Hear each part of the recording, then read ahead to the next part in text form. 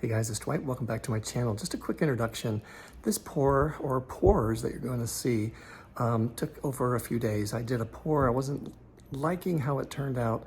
The colors were kind of muted and off, and then some of the cells looked kind of wonky as well. So I re-poured and I did a second pour, and that's when we went with. So I just want to let you know up front, there's two pours for the price of one. Okay.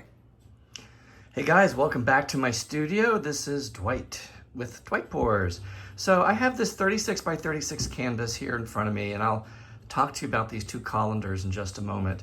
And these are the colors I'm going to be using today. Now, I had somebody ask in my last video, like, how many ounces am I using? So I need, I think, about 45 ounces to cover the surface of this canvas. Now it has the 1.5 inch edges, so of course that means I need more. So these are 8-ounce cups, and you have 7 cups here, so that's what, 56? Yeah, something like that. I'm not good at math. 56 ounces, so that's more than enough.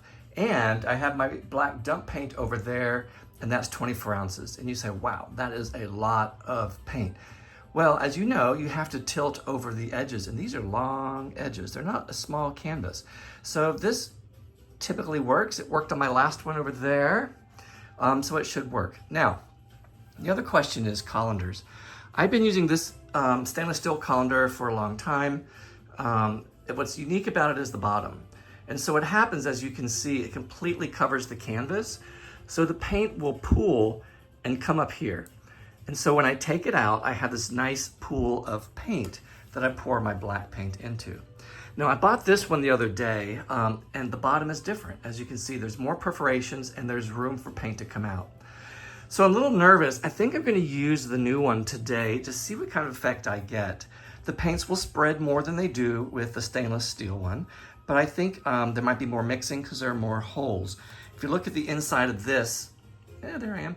You have, let's see, it's kind of hard with the reflection there. You just have those holes in the center, and then they go a little bit up the side there. See, as you can see, it's not all around the bottom, whereas this one, it is. So we shall see. I am going to double check these paints. It took me a while to mix them all up and strain them. And I will prep the corners and edges, and we'll do a pour. We're gonna go for the big one today with the white colander. Okay, hold on.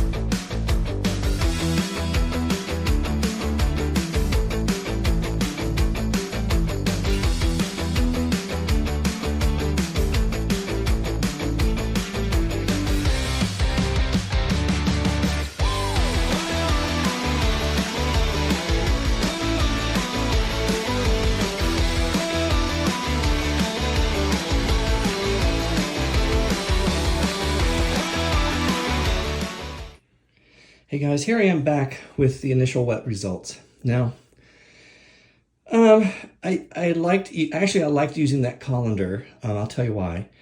Even though I still have some of that, I guess I call it like starburst look to it, I think that it's not as, I don't know, as distinct as that. Again, the colors are more muted in this one, so I guess it's kind of hard to say unless I use some different and bright colors.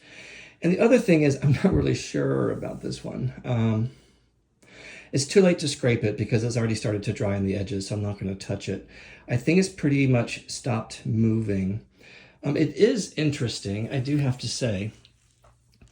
I have a lot of different types of cells in this painting, and those I'm not too sure about.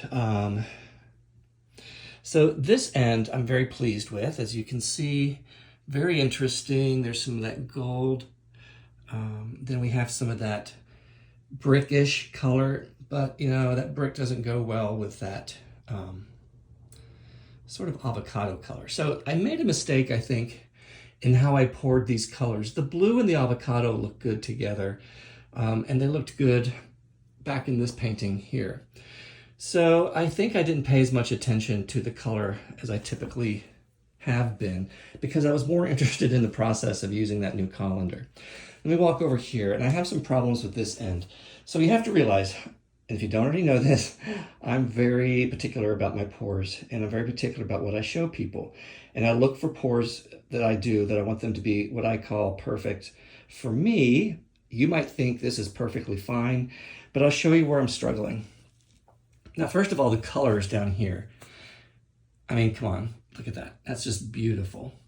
But I have some weird stuff going on up here, and part of that happened when I was actually tilting. So that is more my fault.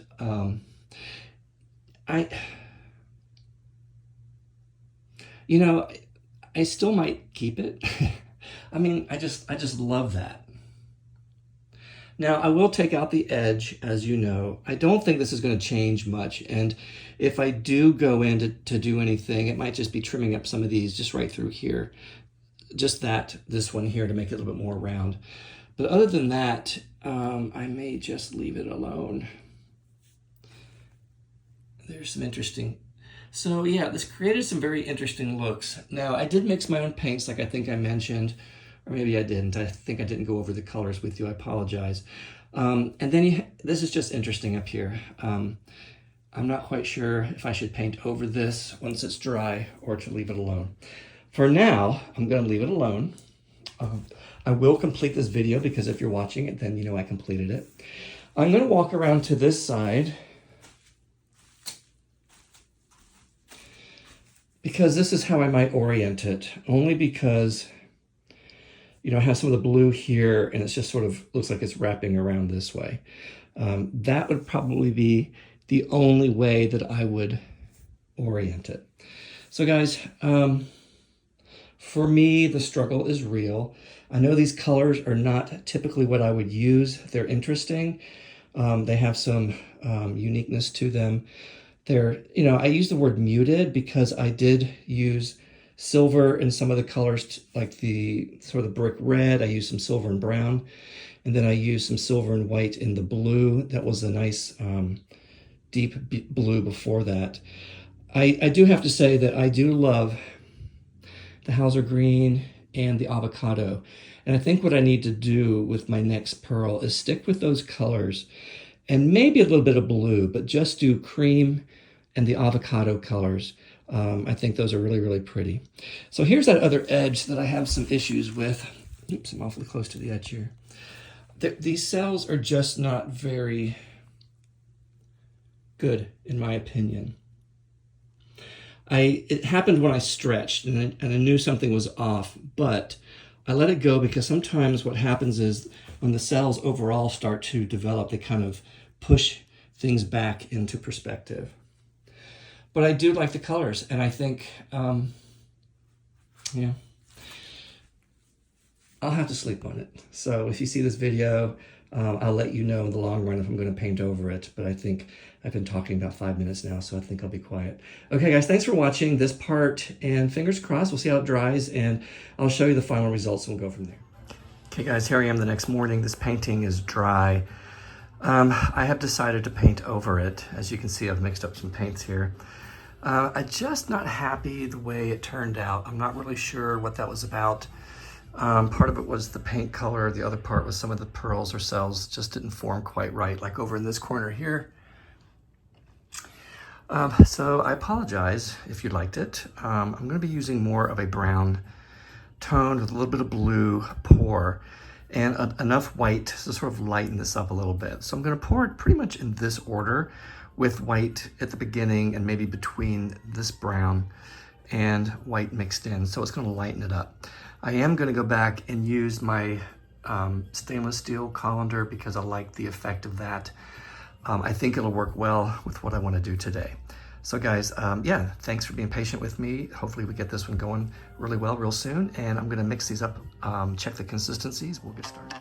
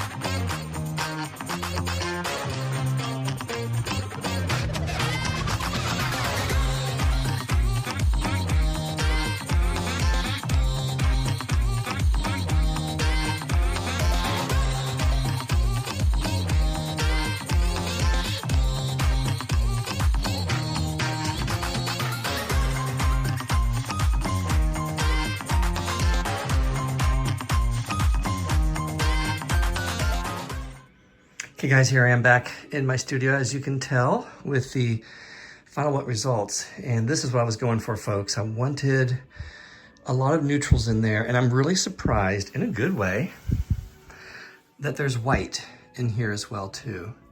So these look like little stepping stones. They're kind of interesting. They're a little smaller than I anticipated, but the coloring is really cool. Now, I don't know if you could tell when I was doing the, after I poured it, I put a little bit of black because I was afraid it was going to completely close up, and I tried to avoid that if possible. Let me walk over here. So the negative space is fine. I will clean it up. I can just tell you that right now. Probably just, through here, some of these pearls, they have jagged edges to them, which typically doesn't bother me, but I think, we'll see how I feel. I may do some. I don't really know because there might be a lot to do. Okay, this, if it stays like this, I may not do a whole lot because that would just take a lot of time. And just clean up like this one right here and maybe some of these, but not a whole lot. Yeah. So guys, what do you think? I hope you like it. I will show you the actual dry results when it's completely dry and I've done my touch-ups. I may do the touch-ups and show you how I do them. I typically do that. But yeah, so here we go. Okay guys, thanks for watching, and hold on, we'll let this dry and we'll do another round of touch-ups and I'll show you the final results. Okay friends, here I am back. The painting is completely dry. And I am gonna go in and fiddle a little bit with the negative space. I'm not gonna do a whole lot, believe it or not. I had mentioned before that I thought about going in and trimming back some of these and sort of how they look like, what comes to mind, I was gonna say little pom-poms, but that's what they look like to me. And I'm going to leave those there. I'm gonna take out some of these sort of shadow cells and this line here so that it's cleaner looking, but that's about it. And it doesn't look like I'm going to go in and dot the pearls either. I think they held together pretty well, and I think the color is nice against the black, and that's all I'm going to do. So I'm going to do that. I'm not going to show you the time lapse, but I will in just a moment. When I'm done, I will show you the final results of this painting. Okay guys, here we are, final results. So I did go in. As you can see, it looks a little cleaner, a little darker, and those cells look just fine. I think it would have taken too much time to go in and clean it up, but I think it works the way it is right there. So just one last sweep. I will show you. I think I might have mentioned this in a previous segment. If I did not, I'll mention it now. These cells are a little bit different than some of the previous pours that I've done. I think I said earlier in one of my segments, it looks like pebbles or Pebblestone Street, and that's what it reminds me of. Maybe I'll name it something like that. The reason I think that is twofold. One, I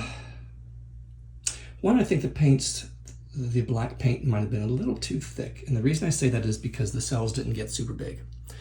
The other thing that it could be is sometimes it could be the batch of Floetrol. I've had bad batches of Floetrol that haven't worked as well as I would have liked. And they create just interesting cells, especially over here, Like I said before, they look like little pom-poms, but now they're all cleaned up and the edge is nice and crisp. Okay guys, thanks again for watching, and look out for this weekend. I'll probably do another one. I'm not quite sure of the size at this point, but I'll let you know.